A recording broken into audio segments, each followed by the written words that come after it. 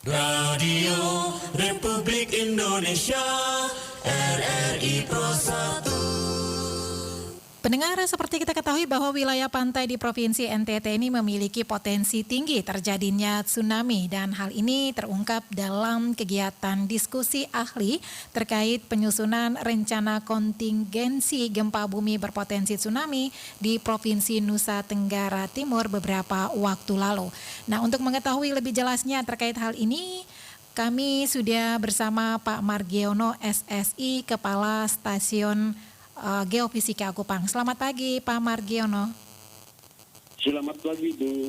Iya, selamat berhari Minggu ya Pak ya. Iya betul. Oke. Selamat pagi pemirsa. Baik, Pak Margiono, ini beberapa waktu lalu ini ada kegiatan ya, diskusi ahli terkait penyusunan rencana kontingensi gempa bumi yang berpotensi tsunami di Provinsi Nusa Tenggara Timur. Ini bisa dijelaskan Pak Margiono, dikatakan bahwa wilayah pantai Provinsi NTT ini rawan tsunami, benar demikian Pak? Iya benar Bu. Iya. Menurut berdasarkan peta tsunami wilayah Indonesia, wilayah NTT itu sebagian besar pantainya rawan terhadap bahaya tsunami. Oke. Ini bisa Terus, ya iya, silakan Pak. Iya, sebagian besar sama seperti yang pernah ada beberapa kejadian tsunami wilayah sekitar, terutama wilayah sekitar utara Pulau Flores, kemudian wilayah sekitar antara Pulau Flores dan Pulau Timur itu pernah terjadi beberapa kali tsunami.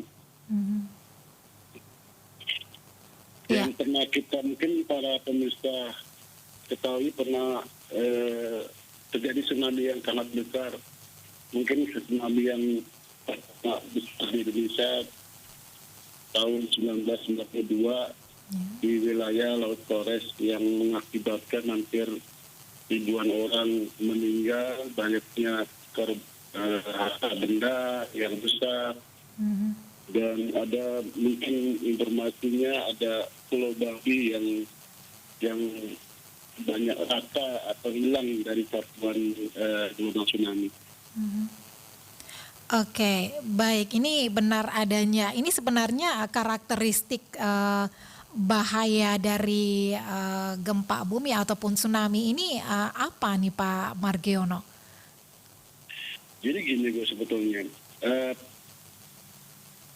kita daerah NTT merupakan salah satu wilayah di Indonesia yang terutama di wilayah bagian utara Flores itu kan berpotensi terhadap kerawanan tsunami.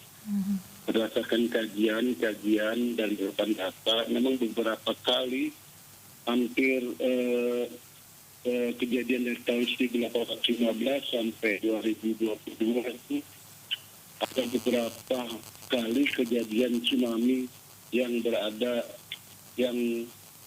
mempunyai dampak terhadap wilayah Flores bagian utara dan juga wilayah antara Pulau Flores dengan Pulau Timur itu. Mungkin ada sekitar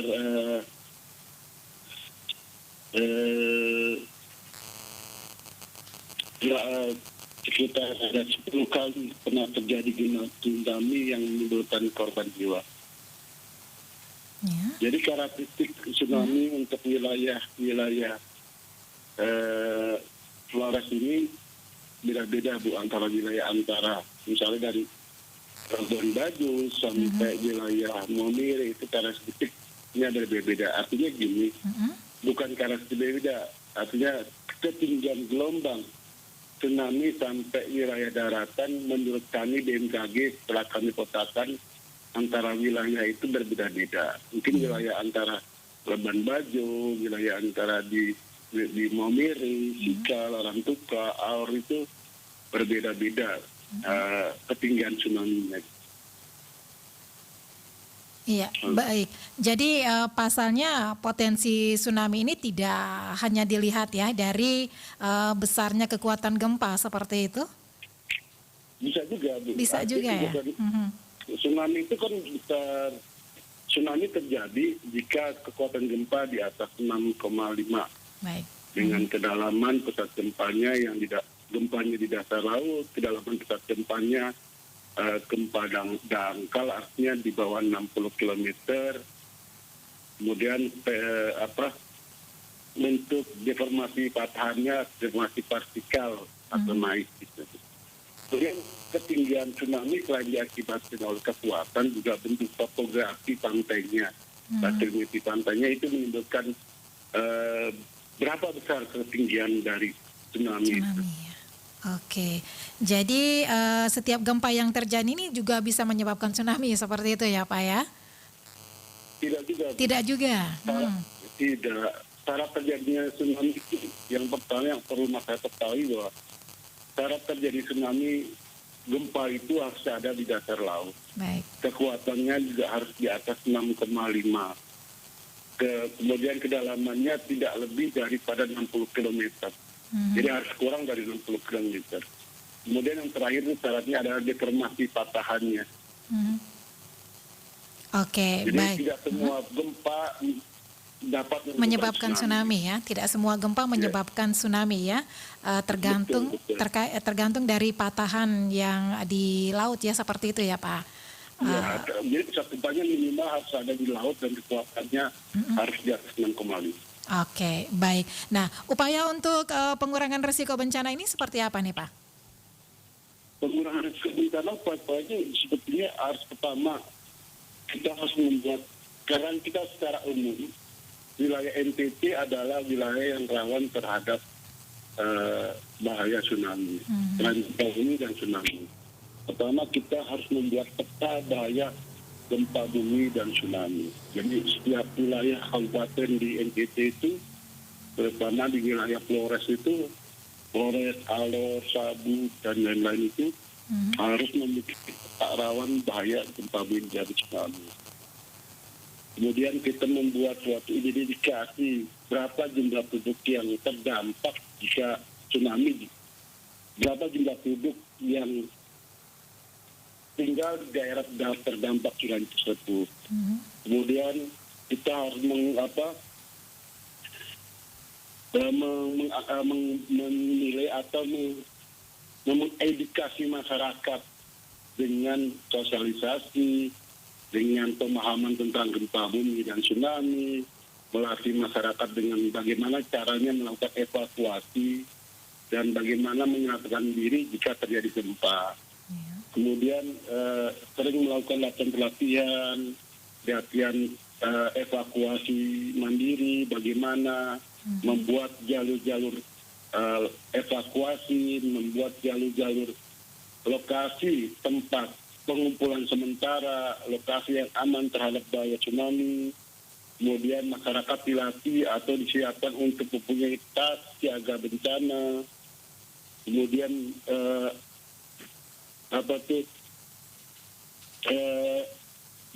menyiapkan suatu command center, artinya pusat komando jika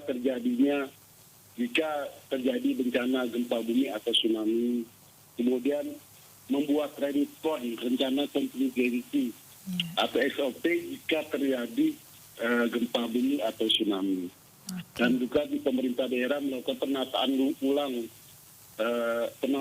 ruang tata ruang berbasis dampak risiko bencana. Terutama risiko bencana gempa bumi dan tsunami.